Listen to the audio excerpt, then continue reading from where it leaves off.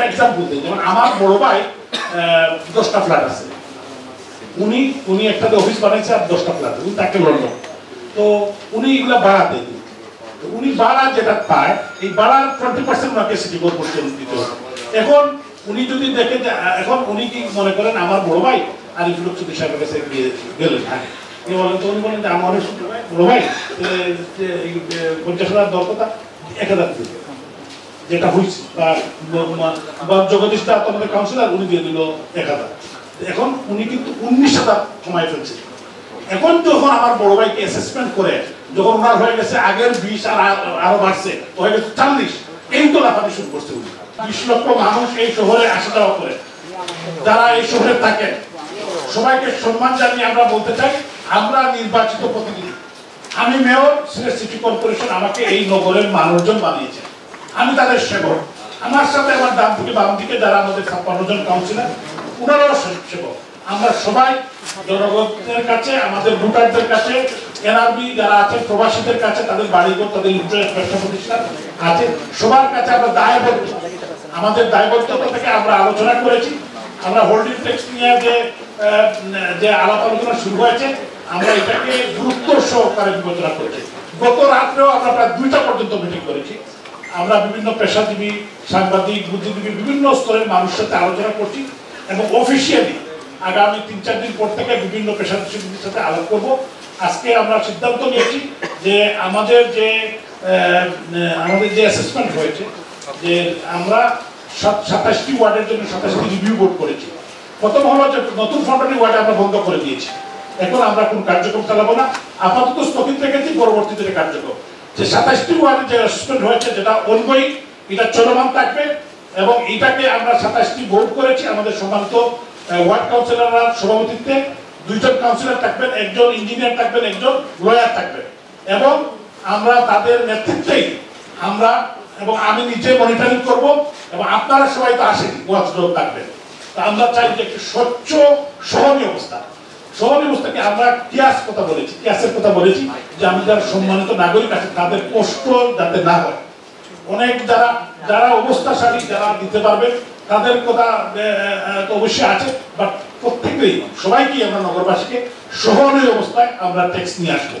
বা একটা বিষয়ে আমরা সবাই একমত যে সম্মানিত নগরবাসী বা যারা শহরের হোল্ডিং ট্যাক্স হোল্ডার তারা হোল্ডিং ট্যাক্সটা যাতে একটু কষ্ট করে হলে দেন। কারণ হলো আমরা এই শহরের উন্নয়নের সাথে এই শহরের রাস্তাঘাট development, drain, culvert, school, college, clinic এগুলোর সাথেই কিন্তু ওনাদেরকে আমরা বিশেষ ভাবে অনুরোধ করবো, সবার কাছে যাব এবং অনেকেই যদি কষ্ট পায় থাকেন এবং আমরা একটা জিনিস মেকশিওর করতে চাই যেটা হলো যে কোনো নাগরিক আমাদের কাছে আসতে পারবে, আমাদের রিভিউ বসবে, রিভিউ বোর্ডের সাথে সামনে আসবেন, কথা বলবেন এবং তাদেরকে সহনীয় অবস্থায় নিয়ে আসা হবে, তাদের যাতে কষ্ট না হয়।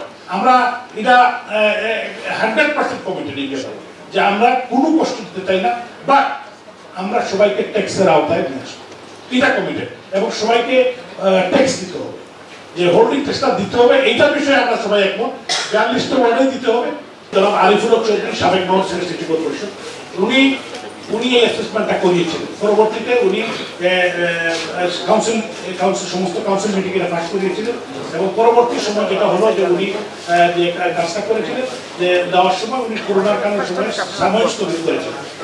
আমরা আমি আরিফুল হক চৌধুরী সাহেবকে সম্মান রেখে বলতে চাই এটা কিন্তু এটা অনগোয়িং প্রসেস, এটা আরিফুল হক চৌধুরীর ব্যক্তিগত কোনো কাজ না, আমারও ব্যক্তিগত, এটা mayor to mayor, councillor to councillor. এই জন্য আমি কাউকে ব্লেম দিতে চাই না, উনি যেটা করেছেন শহরবাসী নগরবাসী ভালোর জন্য করেছেন। প্রত্যেকটা কাজে আপনারা যদি সাংবাদিকতা করেন 100% তো কিছু তো এরর থাকে, এরকম এরর থাকতে পারে, এই বিষয়ে আমরা অত্যন্ত যত্নবান। এই জন্য কাউন্সিলরদেরকে আমরা দিয়েছি, প্রত্যেক কাউন্সিলর এখন যে তারা আজকে থেকে মাঠে নামবেন, তাদের ওয়ার্ডে গিয়ে দেখবেন, তাদেরকে পেপারস দেওয়া হয়েছে, আমি নিজে দেখবো এবং আমাদের সিও, আমাদের চিফ ইঞ্জিনিয়ার, আমাদের প্রশাসনিক এবং আমাদের যে রেভিনিউ আমাদের প্রধান রাজস্ব কর্মকর্তা মিস্টার মজিবুর রহমান অত্যন্ত একজন দক্ষ ডাইনামিক অফিসার এবং ওনার যে team they are working like anything. তো আমি বিশ্বাস করি তারা একটা ভালো জিনিস উপস্থাপন করছে। তবে অসংখ্য থাকলে তো আমাদের কাছে রিভিউ বোর্ড আছে এবং রিভিউ বোর্ডের আগেও যদি কেউ আমার সাথে কথা বলতে চায়, আমাদের সাথে কথা বলতে চায়, অবশ্যই আমরা শুনি এবং আমরা যে কোনো মানুষ যে কোনো মধ্যে অ্যাটলিস্ট ধরে 16-17 ঘন্টা আমি কাজ করি। এই নগরের প্রত্যেকটি মানুষের জন্য আমার বাড়ির দরকার তুলে আমার সিটি কর্পোরেশন, আমি যেখানে যাই না কেন আমি মানুষের কাছে, মানুষ গেলে আমার সাথে কথা বলতে পারি। হ্যাঁ, তারপরে যে সবার সাথে আমি কথা বলতে পারি এটা ঠিক না, কিন্তু আমি চেষ্টা করি। তো আমার কাছে অ্যাক্সেস সবার আছে। আমার প্রশ্ন হচ্ছে, নাগরিক আসলে সবাই সমান, আইন সবার জন্য সমান। এক্ষেত্রে যে তফাৎটা তৈরি হবে বা আইনের ব্যত্যয়টা ঘটবে সেটা আসলে রিকভার কিভাবে হবে? আরেকটা জিনিস জানতে চাই, যেটি হচ্ছে যে হোল্ডিং ট্যাক্স যারা দিচ্ছেন তাদের অভিযোগ, এমনকি আমরাও প্রমাণ দেখেছি যে কাগজে পত্রে যেটা আছে যে 100 গুণের চেয়ে বেশি আসছে। তো হঠাৎ করে এই যে তফাৎটা ঘটলো, এটি আগে নাগরিকদের অবহিত করার দরকার ছিল। মিস্টার গুলজার আহমদ, আপনি একজন বড় সাংবাদিক, আপনি সেক্রেটারি ছিলেন, তো এটা সঠিক না। এটা হলো গতানুগতিক কিছু শোনা কথা। বিষয়টা হলো 100 গুণ ট্যাক্স বাড়ে না, শোনা কথা না। আমার কাছে আমি বললাম বিষয়টা এটা বুঝতে হবে আগেই ছিল ওনার বেশি, কিন্তু উনি ইচ্ছাকৃত কাউন্সিলরকে ধরে বা আমাকে ধরে বা থেকে কমায় ফেলছে। একজনের ট্যাক্স হলো 1,20,000 টাকা, 4টা বাড়ি 1,20,000 পান, উনি কমাইতে নিয়ে আসছেন। আর নিয়ে আসছেন 500 টাকা, এই 500 টাকাও দেন নাই গত 2006 সালে। এটা অসম্ভব। আমরা এখন যেটা করবো এটা আপনি বিশ্বাস রাখতে পারেন, আমি আপনাকে এই বিষয়ে আশ্বস্ত করতে চাই, স্মার্ট ডিলিং হবে। আর সহনীয় কিয়াসের কথা, হাদিসও আছে, কিয়াসও আছে, তাই তো? কিয়াসের কথা আসছে, একটা মানুষ খুব অসহায় করে যায়। একজন মা আসছেন সেদিন, ওনার বয়স 107 বছর, উনি একজন বিধবা আসছেন, উনাকে আমি নিজে উনাকে আমি মুখ করেছি। তো বিষয়টা হলো কিছু কিছু বিষয়, যারা গরিব মানুষ, অসহায় মানুষ, তাদের কিছু নাই, তাদের বিষয় অবশ্যই সহযোগিতা, এটা অসঙ্গতি না। এটা হলো স্মার্টনেস, আগামী বাংলাদেশ, আগামী যে সিলেট, যেটা একটা সুন্দর পরিবেশ সৃষ্টি করা, যে একটা সহাবস্থা যাতে আমরা থাকতে পারি। যে মাতাউর রহমান নাসির আর ইকবাল আহমদ তো যেটা পারবেন, আমার গরিব গরিব আমাদের শ্রমজীবী মানুষ আমার বাড়িতে সেটা পারবেন। এই জন্য আমরা ক্যাচ করেই আমাদের কাউন্সিলররা, আমাদের টিম এবং আপনাদের সাথেও বসবো, স্পেশালি সাংবাদিকদের আলাদা বসবো, এবং ইনশাল্লাহ আপনারা খুশি হবেন। আমার একটা প্রশ্ন ছিল, বারবার বলছেন যে যারা হোল্ডিং ট্যাক্স দেওয়ার জন্য আহ্বান জানিয়েছেন, এই হোল্ডিং ট্যাক্সের বিপরীতে নাগরিক সেবার মান কি বাড়বে? আমরা কয়েকদিন আগে ছিলাম এখানে, যারা নাগরিক আসলেন তারা অভিযোগ করেছেন, তারা বলেন তারা যতটুকু হোল্ডিং ট্যাক্স দিচ্ছেন এটার বিপরীতে তারা সেই রকম নাগরিক সুযোগ সুবিধা পাচ্ছে না। এই ব্যাপারে আপনার মন্তব্য মানে কি পাচ্ছেন না?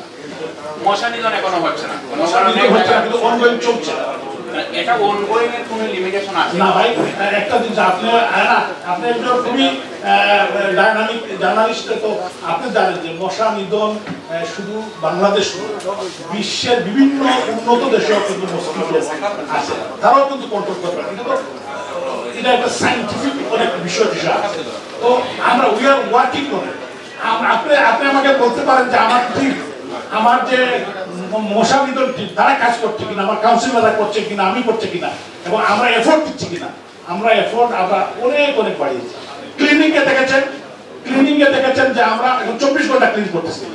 আমরা পর্তুগিজে পানির বিল তো এটা পানির বিল একটা ভুল তথ্য যে আমরা পানির বিল এটা আমরা করি না।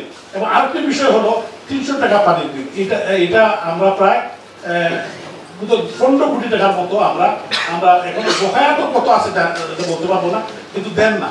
এটাও তো আপনি যদি দেখেন যে আপনি 300 টাকা পানির বিল না দিলে চলবে কিভাবে সিটি কর্পোরেশন? রাস্তা আপনি ড্রেন সুন্দর, আলোকিত, ক্লিন, গ্রিন সবকিছু তো আমরা করতে চাই। এই জন্য আমি মনে করি যে সবকিছু মিলিয়ে, এবং স্থানীয় সরকার মন্ত্রণালয়ের আন্ডারে আমরা কাজ করি। আমরা তো স্থানীয় সরকার মন্ত্রণালয়ে, আমরা লোকাল গভর্নমেন্ট, আমাদের স্বায়ত্তশাসিত প্রতিষ্ঠান সিটি কর্পোরেশন। এখন কিন্তু আগে যেরকম গান 100% দিত, এখন কিন্তু বলে আমরা যদি 60% দিই, সিটি কর্পোরেশন 40% দিতে হবে, না হলে নাগরিক সুবিধাগুলো প্রপারলি আসবে। এই জন্য আমি বিশ্বাস করি, এবং আমি কিন্তু আমার এই 6 মাসের কথা বলতেছি না, আগে আমার আরিফুল হক সাহেবের 10 বছর, কামরান সাহেবের যখন সিটি কর্পোরেশন, প্রত্যেকটি বছর কিন্তু ইমপ্রুভ করেছে, অনেক কাজ করেছে। এই সিটি কর্পোরেশনের আওতাধীন আমরা আরিফুল হক চৌধুরী সাহেব প্রায় 15,000 কোটি টাকার মানে জায়গা এই শহরের মানুষ, এই সিলেটের মানুষ, তারা কিন্তু কন্ট্রিবিউট করেছে। সিলেটের মানুষের প্রতি আমাদের কৃতজ্ঞতার শেষ নেই। এই জন্য কিন্তু আমরা কিন্তু অত্যন্ত সম্মানের সাথে আমরা ডিল করছি, এবং তাদেরকে আন্তরিকভাবে আমরা কথা বলছি। আমি আপনার একটা এক্সাম্পল দিই, যেমন আমার বড় ভাই 10টা ফ্ল্যাট আছে, উনি একটা অফিস বানাইছে আর 10টা ফ্ল্যাট, উনি তাকে লন্ডন, তো উনি এগুলা ভাড়া দেয়। উনি ভাড়া যেটা পায় এই ভাড়ার 20% ওনাকে সিটি কর্পোরেশন দিতে হবে। এখন উনি যদি দেখে যে এখন উনি কি মনে করেন আমার বড় ভাই আরিফুল হক চৌধুরী সাহেবের কাছে গেলেন আগে বলেন তো উনি বলেন যে আমার বড় ভাই 50,000 দর কথা 1,000 দিবে যেটা হয়েছে বা জগদীশ দা তোমাদের কাউন্সিলর উনি দিয়ে দিল 1,000। এখন উনি কিন্তু 19,000 কমাই ফেলছে। এখন যখন আমার বড় ভাইকে অ্যাসেসমেন্ট করে যখন ওনার হয়ে গেছে আগের 20 আর আরো বাড়ছে হয়ে গেছে 40, এই তো লাফাতে শুরু করছে উনি।